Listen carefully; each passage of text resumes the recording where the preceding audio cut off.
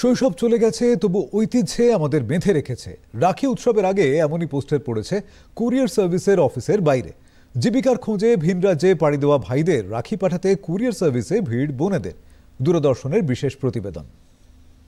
রাখি উপলক্ষে কুরিয়ার সার্ভিসে এখন চরম ব্যস্ততা।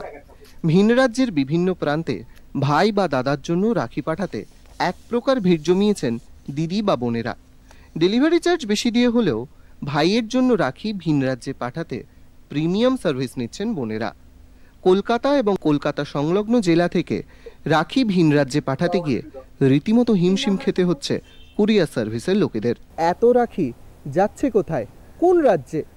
পশ্চিমবঙ্গের সব ভাই বা দাদারা কি তাহলে ভিন রাজ্যের বাসিন্দা? ম্যাক্সিমাম বিহার, লখনৌ, ইউপি, বোম্বেও যাচ্ছে কিছু, বোম্বে, পুনে।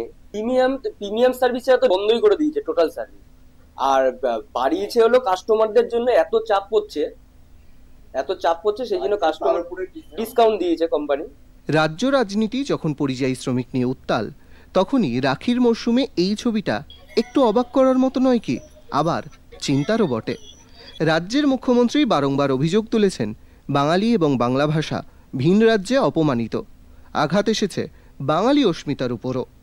প্রসঙ্গত, সরকারি পরিসংখ্যান অনুযায়ী গোটা ভারত থেকে সরকার স্বীকৃত এজেন্সিগুলোর হাত ধরে প্রায় 14,82,000 শ্রমিক কাজের সন্ধানে 17টি দেশে পাড়ি দিয়েছেন। এরা সকলেই কিন্তু পরিযায়ী শ্রমিক। আর এমনই পরিযায়ী ভাইদের জন্য রাখি পাঠাচ্ছেন বোনেরা। রাখির এই মরশুমে পরিযায়ী ভাই বা দাদাদের কাছে না পেয়ে একটু মন খারাপ বোনেদের। তারা বলছেন, ভাই দূরে থাকে, তো ভাইয়ের জন্য এখান থেকেই রাখি পাঠিয়ে এসছি। ছুটি পায় না এই সময়টায়। আর আমার দাদা আছে গুজরাটে।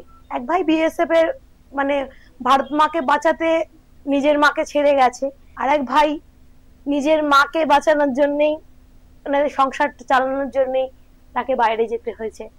এইটাই হলো ব্যাপার। এখানে যদি পরিকাঠামোটা ঠিকঠাক থাকতো বা কাজ থাকতো, তাহলে হয়তো বাইরে যেতে হতো না। রাজ্য রাজনীতি, রাজনৈতিক তরজা এসব কিছু চলতেই থাকবে। তবে ভাই বা দাদাদের প্রতি শ্রদ্ধা সবটুকুই খুচরো রাজনীতির ঊর্ধ্বে। পরিস্থিতি দাদা বা বোনকে আলাদা করেছে ঠিকই, কিন্তু ভালোবাসা তা কোনোভাবেই আলাদা করা যায় না। Bureau report, Vedanta Chattopadhyay, DD Bangla, Kolkata.